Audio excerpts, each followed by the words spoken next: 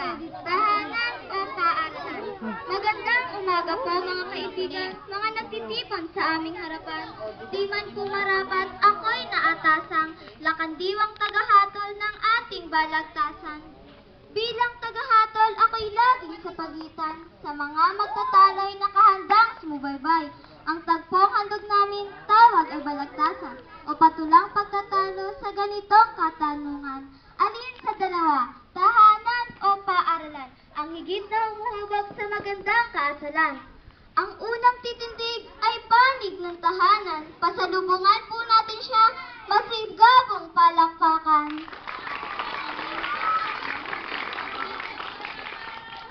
Sa naririnig natin paksay sa gilid akong natigilan at nabuo sa sariling ipagtanggol ang tahanan.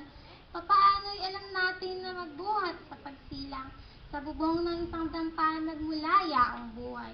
Ang magulang sa tahanan ay siyang gurong nagmumulat ng musmos na kaisipan at ugaling nag-itumpak. Ang turo ng paaralan ay para lang muntiniyas, nauungat mahalagay balat kayong nahuhubad.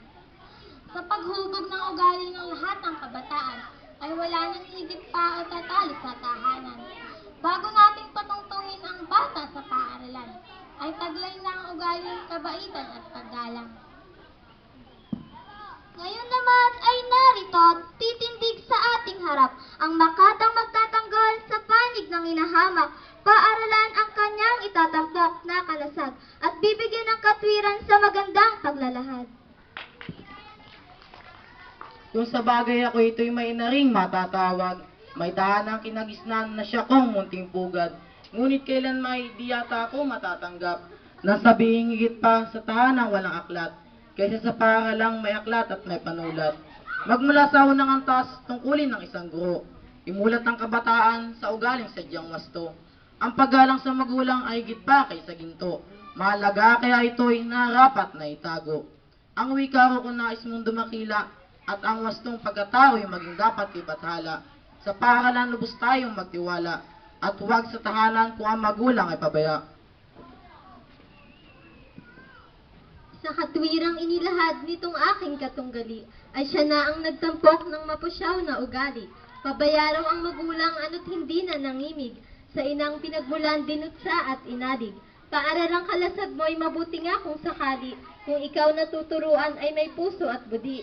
May higit pa kayang sa atin ay umiibig, habang siya'y nangangaral ang dalangin sinasambit, na sa kanyang mga mata ang luhay na babatis.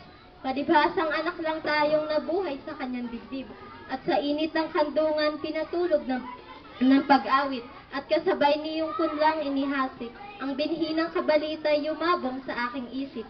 Iya'y isang halimbawang, ang tahanay halimbawa, sa paghubog ng ugaling nais nating dumakila.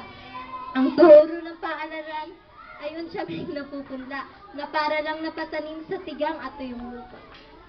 Lumalaoy tumitingkad, katwiran ng bawat panig ng dalawang nariritong sa paksa ay nagtatagis, at una nating masasaksiyan kung sino ang magtitirik ng bandila ng tagumpay, tayo ngayon ay makinig sa panig ng paaralan na uulit na titindig.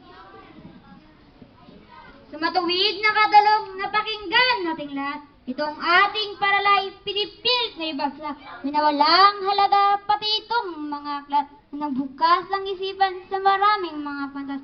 Pati itong mga guro'y hinahamak sa isang iglap, gayong itong naging ilaw sa madilim niyang landas.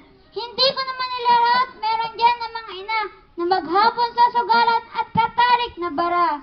Ang magulang kapag ganyan ay para manang nakita, ang bukas ang hinarap ng kanyang anak ay bahala na.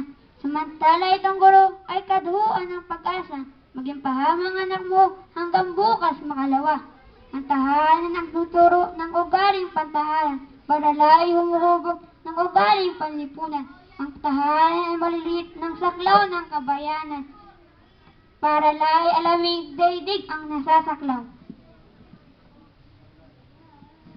Magulang ang unang gurong kalikasan, ang siyang aklat, kaya utang sa magulang ang aming pagkatanyag. Yan ang ina na hindi ko inamak, at kumis dapat ang isip sa titik ng aklat. Ang turo sa paaralan ay panay na sa teorya. Iyang guro sa tahanay nagaganap sa praktika.